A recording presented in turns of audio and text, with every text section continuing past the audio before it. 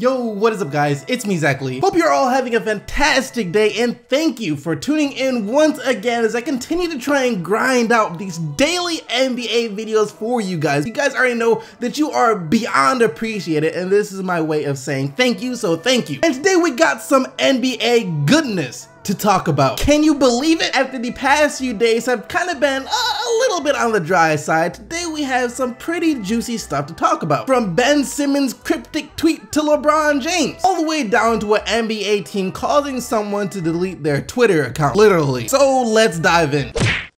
Alright, so this is gonna be one of those topics where it seems like a little bit of a reach. You know, alright, it probably is a full-on reach, but it's not caused by me. This is what had the basketball world up in flames in a craze yesterday when it happened. So take a look at this tweet from Ben Simmons last night. Someone photoshopped LeBron James on the Sixers with what their projected starting lineup would look like if he were to join them next year. Ben Simmons then tagged LeBron, put a set of eyes, and here we are. The NBA world went crazy with LeBron to Philly confirmed. So now that you guys know what happened, let's talk about this for a bit. First off, this kind of links back to the video I made a couple of days ago that said LeBron James was upset with the moves or lack of moves that the Cavs have made so far this summer. Besides the fact that people are speculating that LeBron James is upset right after they lost in the NBA Finals to the Golden State Warriors this year, people also began to wonder, will LeBron James leave the Cleveland Cavaliers again once he is a free agent next year? Because if the Cavs don't make any moves, which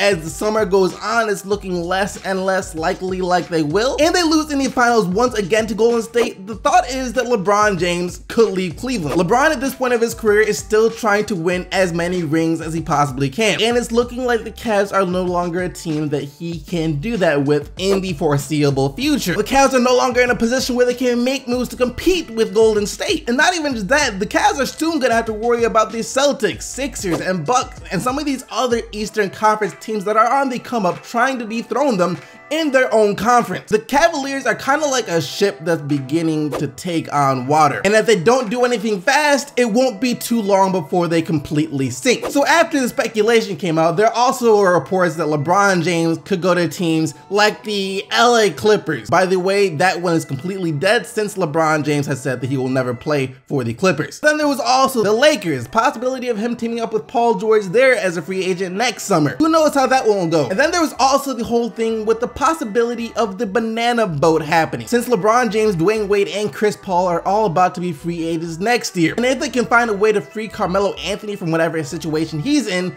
the banana boat thing could happen, but that's once again just an idea of the fans. And now the newest one, the Philadelphia 76ers. Personally, I'm just gonna say this. Out of the ideas that I have heard so far, out of all the other ones, whether it be the Lakers or the banana boat or any other ones that might be out there, I think this one kind of would make the most sense. I don't think it would be a bad idea at all for LeBron James to have interest in joining the Sixers when he's a free agent, if they can show him something on the court this year. If they prove that they can stay healthy and also prove that they can be as good as we think they will be one day. If that happens, I don't see why he wouldn't consider signing with Philly. If his goal is to win as many rings as he possibly can, teaming up with a bunch of young guys like Joel Embiid, Ben Simmons, and Markelle Fultz would be a great idea, and it will really allow him to extend his dominance in the NBA by teaming up with a team that could be good, especially if he joins it now, but then later in the future as well when LeBron James does eventually start to show signs of aging. Who knows how long that could be. And on top of that, you look at the fact that LeBron James and Ben Simmons are really close. They have been working out together a lot this summer. If I'm not mistaken, they were working out last summer too before Ben Simmons got injured, but they're back at it again this summer. And LeBron has basically become a mentor to Ben Simmons. I mean, helping him to improve so that when LeBron decides to join the Sixers, Ben Simmons is ready to win a championship. I'm just saying. No, but for real though, actually maybe those are intentions, but who knows? Scratch that. Anyways, if that connection to LeBron James means enough and he wants to continue to help Ben Simmons going forward, then the best way to do that would kind of be to join him on the same team. So yeah, that's the whole Ben Simmons, LeBron James thing from yesterday. All it was Ben Simmons mentioning LeBron James in a tweet of a picture of LeBron James on the Sixers with the core they have now. But just remember that this is all speculation. At this point, I don't even think LeBron James knows what he is going to do next summer. I'm not gonna talk on this subject too long because I already made a video basically saying the exact same thing not too long ago. Speaking of that, some people said I was crazy and that this would never happen. But now look at this. Exactly what I said, an article came out about it yesterday. I said the Celtics could be holding out on trading their assets just in case the Pelicans season doesn't go as planned. Anthony Davis and DeMarcus Cousins don't work out, so they can kind of try and force the Pelicans to trade Anthony Davis. And a report came out yesterday saying the exact same thing. The Boston Celtics have their eyes set on a potential mid-season Anthony Davis trade in case the Pelican season goes south. It's a plan that has to bank on another team failing in order for it to work, but it is a plan, and Anthony Davis is the exact player that the Boston Celtics would need in order to take that next step. That being said, I don't think the chances of this happening are too high because I don't think the Pelicans will be bad enough where they will feel they have to trade Anthony Davis. Sure, they might not be a top seed in the Western Conference or even legit title contenders next year, but I think most people still expect them to make the playoffs out west, and I can see them finishing as high as the 6th seed. And if they do make the playoffs, I can guarantee you this, they are a team that no high-seeded team would want to see in the first round. When you have Anthony Davis, DeMarcus Cousins, plus now they have playoff Rajon Rondo too. I mean, those are first round problems that no team wants.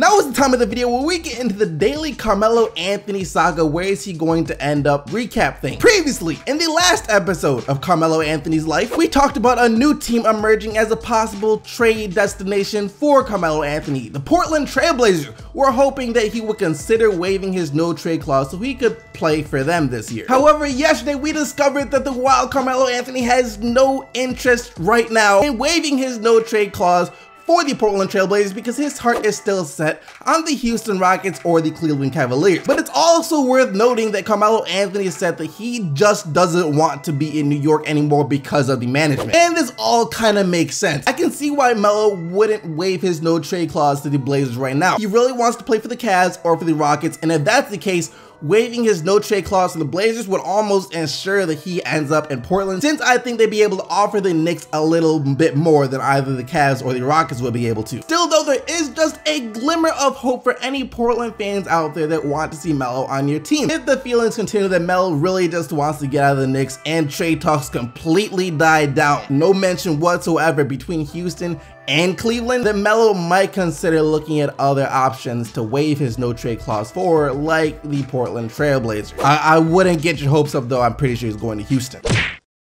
So a couple of days ago, the Portland Trail Blazers were taking on the Los Angeles Lakers for the NBA Summer League Championship. And the Portland Trail Blazers on Twitter brought back an old saying. Back in the days where the Lakers were the most dominant team in the NBA, there used to be a saying that went like this: beat LA, beat LA, beat LA. You get the picture. So they tweeted that out, and then I guess some Lakers fan found it and thought it was pretty amusing, so he quoted that tweet and said this: LMAO, this Blazers is garbage. Now, I don't know if English was his first language or not. You know, maybe he wasn't fluent. Actually, I know it wasn't his first language. It says he's from Brazil, so he just didn't know how to put together a proper sentence. But the Blazers did not care at all, as they completely roasted this guy on Twitter for everyone to say by quoting his tweet of their tweet saying that his grammar is garbage. How would you feel if an NBA team called you out on Twitter like that? I think it was pretty funny, but that must not be how this guy was feeling. He decided to make his account private. That didn't work. His notifications were still blowing up, so he took the next step and completely deleted his Twitter account. The Portland Trail Blazers legit put an end to this man's Twitter career. But that's going to lead us to the question of the day. How would you guys feel about LeBron James joining the Philadelphia 76ers? Let me know down in the comment section below, but now let's take a look at what you guys said in yesterday's video. Yesterday, after Paul Pierce got the one-day contract from the Boston Celtics so he could officially retire a Celtic, I asked you guys if you had a favorite Paul Pierce moment, and if so, what is it? And here is what you said. My favorite Paul Pierce moment is when he got hurt in the finals and came back and caught fire. Even if he faked it, it was still amazing. Also, thank you for making these great videos every day. Thank you for watching every day. Picks of the day. I'm a new NBA fan, so my favorite memory of the truth is his final game in the Garden. And there's also another one when he hit the game winner with the Wizards and the interviewer asked him if he called banked and he said, "I called game." My favorite Paul Pierce moment is when he got stabbed 12 times, but then continued to play 80 games and average 20 points per game. Did you call bank? I called game. Yep, that was my favorite moment too, or at least one of them. The injury wheelchair one, if that isn't my favorite, probably has to be a close second because to this day, I still don't know exactly what it is that I saw. Like always though, don't forget to leave your answer for today's question of the day down in the comment section below. Once again, thank you for watching this video. You guys really are the best. I can't say that enough. And if you haven't already, don't forget to subscribe for more daily NBA news and videos. But until tomorrow, keep getting the bucks, Team SDC, and I'm out of here. Peace!